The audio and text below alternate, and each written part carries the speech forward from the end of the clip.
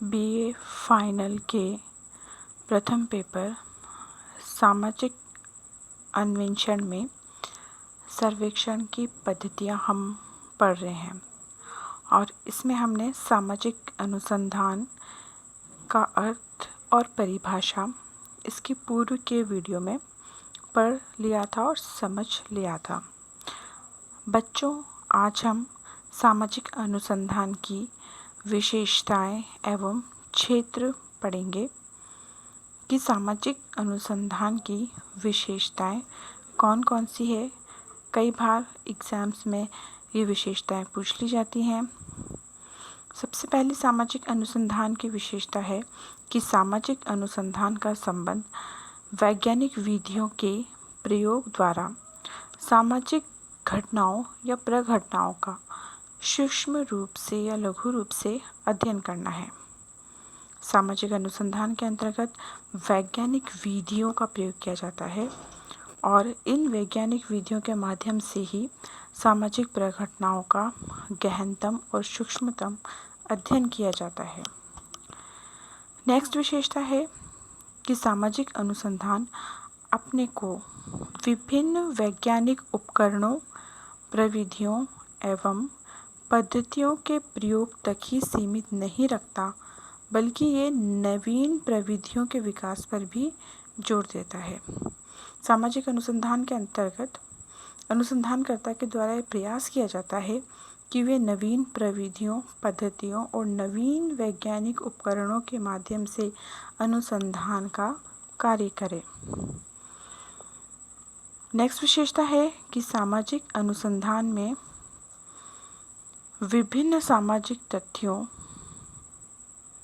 घटनाओं तथा समस्याओं का वैज्ञानिक और व्यवस्थित अध्ययन ही नहीं किया जाता, बल्कि नवीन ज्ञान का सृजन भी किया जाता है।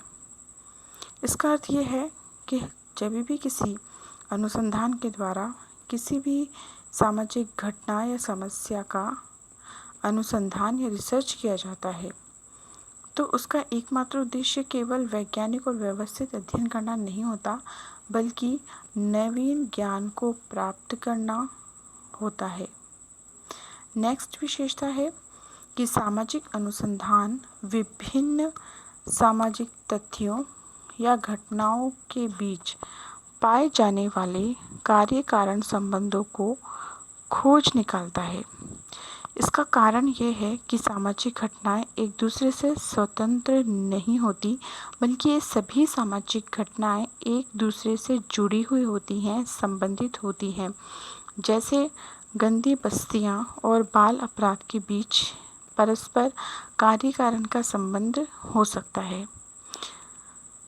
नेक्स्ट, सामाजिक अनुसंधान में जहां नए तथ्यों की खोज की जाती है, वहीं पुराने तथ्यों या पूर्व जो भी सिद्धांत वैज्ञानिकों के द्वारा बनाए गए हैं, उन पूर्व में बनाए गए सिद्धांतों की पुनः परीक्षा ली जा सकती है, परीक्षण किया जा सकता है और उन पुराने सिद्धांतों के सत्यता की खोज भी की जा सकती है, सत्यापन के लिए कार्य भी संपन्न किए जा सकते हैं। नेक्स्ट विशेषता है कि सामाजिक अनुसंधान एक ऐसी विधि है जिसमें प्राकल्पना, जिसे हम उपकल्पना या हाइपोथेसिस भी कहते हैं, प्राकल्पना की उपयुक्तता की जांच और परीक्षण किया जाता है। अगली विशेषता है कि सामाजिक अनुसंधान अध्ययन से प्राप्त निष्कर्षों को सिद्धांत के रूप में प्रयुक्त करने का एक वैज्ञानिक तरीका है, अर्थात हम इसके अंतर्गत नए सिद्धांतों का निर्माण कर सकते हैं। अगली विशेषता है सामाजिक अनुसंधान जहां विशुद्ध ज्ञान की खोज पर जोर देता है, वहां साथ ही इसका प्रयोग व्यवहारिक समस्याओं को हल करने के लिए भी किया जा सकता है। कहने का तात्पर्य यहाँ पे है कि सैद्धांतिक और व्यवहारिक दोनों ही प्रकार की समस्याओं के समाधान के लिए हम सामाजिक अनुसंधान कर सकते हैं। इन सभी विशेषताओं से हमें स्पष्ट होता है कि सामाजिक शोध या अनुसंधान की विशेषताएं क्या है, इसका अर्थ क्या है।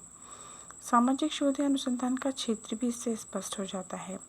सामाजिक अनुसंधान में सामाजिक जीवन को समझने का प्रयत्न किया जाता है, प्रयास किया जाता है।